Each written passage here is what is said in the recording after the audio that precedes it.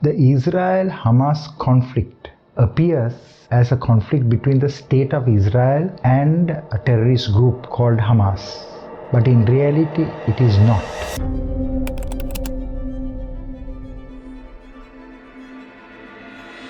It is a proxy war. It is a conflict that has many players. That is not simply a fight between Israel and Hamas, but there are multiple actors, both supporting Israel and Hamas. That is why the Israel-Hamas war can expand and can become a regional conflict involving a number of players, and if the regional conflict escalates beyond a certain point, it will become global war, because Russia will back Iran and the United States and their allies will back Israel.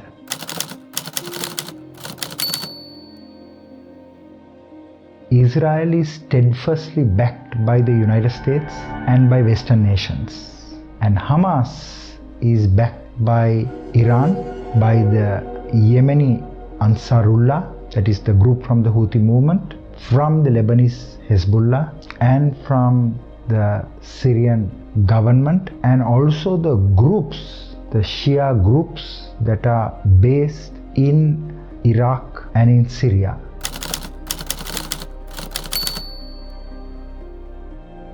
The Arab states, the Muslim states should work together in partnership with Israel, with the United States and their allies to restrain Israel from the civilian fatalities and casualties. No one finds fault with Israel for fighting Hamas because it kills and it kidnapped civilians, and no population will tolerate the killing of civilians. And although Israel claims that it has not deliberately targeted civilians, the modus operandi, the method of operation of Israel has produced 20,000 civilian deaths, and it's an extraordinarily high number within 3 months for any actor. That is why there must be intelligence, leadership when it comes to the continuity of the Israel offensive. As long as Israel wants to sustain its campaign, it should not violate international humanitarian law and international laws.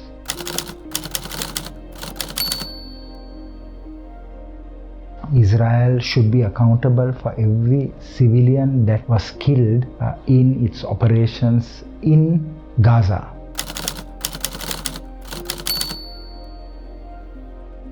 With regard to Hamas, those countries that are with Hamas, they should urge Hamas to release the hostages. Hamas is still holding its hostages. So before any country speaks about Hamas in a positive way, they must first get Hamas to release the hostages, because Hamas will remain forever classified as a terrorist entity worthy of being dismantled as long as it holds hostages. As long as Hamas mounts terrorist attacks, the terrorist label will remain on Hamas, and it will be very difficult for any country to say Hamas is not a terrorist group.